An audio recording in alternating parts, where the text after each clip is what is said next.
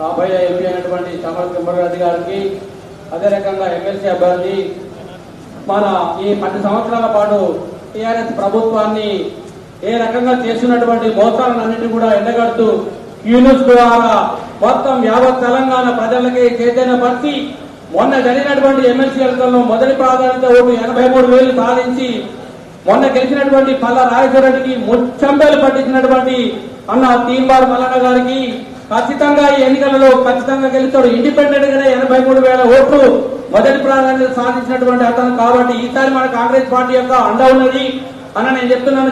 సూర్యాపేట జిల్లా lecturer forum ప్రధాన కార్యదర్శిని ఖచ్చితంగా మేమందరం కలిసి మీ భారీ మెజారిటీ కృషి చేస్తామని చెప్పి ఈ వేదిక ద్వారా మిమ్మల్ని అందరం మీకు నేను విజ్ఞప్తి చేస్తా ఉన్నాను. ప్రధానంగా ప్రైవేట్ స్కూల్ ఉన్నటువంటి లెక్చరర్స్ కానివ్వండి, కళాశాలలు ఉన్నటువంటి లెక్చరర్స్ కానివ్వండి, వివిధ ఆఫీసులలో ఉండబడినటువంటి అందరూ కూడా ఖచ్చితంగా మీకు సహకరిస్తారని చెప్పి నేను ఈ వేదిక ద్వారా మనస్ఫూర్తిగా చెప్తా ఉన్నాను. నేను చెప్తా ఉన్నాను, ఇప్పుడు పార్టీ బలం ఉన్నది, ఇండివిజువల్ గా మీకు కూడా ఒక 50-60% ఓట్ బ్యాంక్ ఉన్నది కాబట్టి ఖచ్చితంగా ఈ ఎన్నికలలో మనం గెలుస్తాము. కానీ అట్టని మాత్రం నిమర్పాటుగా ఉండొద్దు.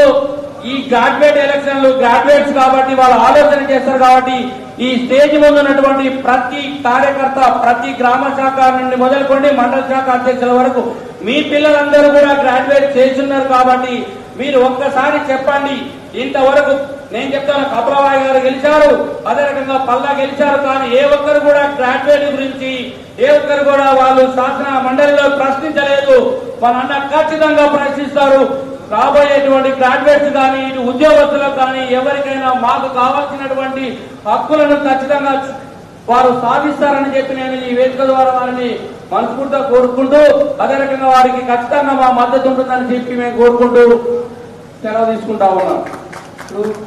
మోస్కు రిటైర్డ్ హెచ్ఎం సీనియర్ కాంగ్రెస్ నాయకులు అభిషేక్ అవిలమల్లి గారు ఎక్కడున్న వారు వేదికకు రావాల్సిన కోరుతూ, అదేవిధంగా ఎన్ఎస్ఏ జిల్లా ప్రధాన కార్యదర్శి పూజా ఎల్ఎస్ గారు వేదికకు పరిచయం కావాల్సిన ఆహ్వానిస్తా ఉన్నాం. గోరుగడ్డి సత్యనారాయణ గారు ఇప్పుడు కార్యక్రమం గురించి ఒక నిమిషం మాట్లాడాల్సిందిగా కోరుతా ఉన్నాం.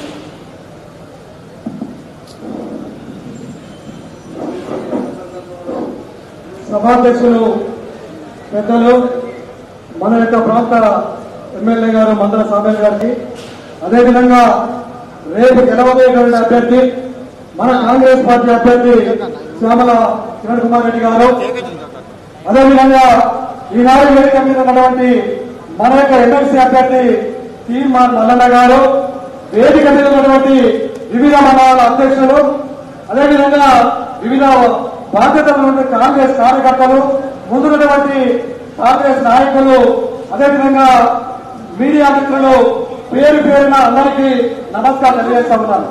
మరి ముఖ్యంగా ఎమ్మెల్సీ అభ్యర్థి ఏదైతే ఉందో తీన్మార్ మల్లన్న గారు, మరి ఈ దుర్మార్గమైన ప్రభుత్వాన్ని కూడగొట్టడానికి ప్రధాన భూమిక పోషించినటువంటి అభ్యర్థి మన యొక్క అభ్యర్థి తీన్మార్ మల్లన్న గారు.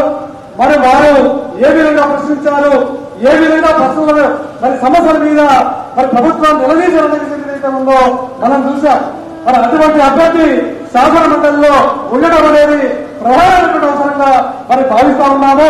అదేవిధంగా మన కాంగ్రెస్ పార్టీ ఏదైతే ఉందో ఒక మంచి నాయకుడిని శాసన మండలిని పంపడానికి ఇవాళ సాధించింది అంటే ఎంతో ధన్యవాదాలుగా నా సందర్భాన్ని తెలియజేస్తా ఉన్నాను.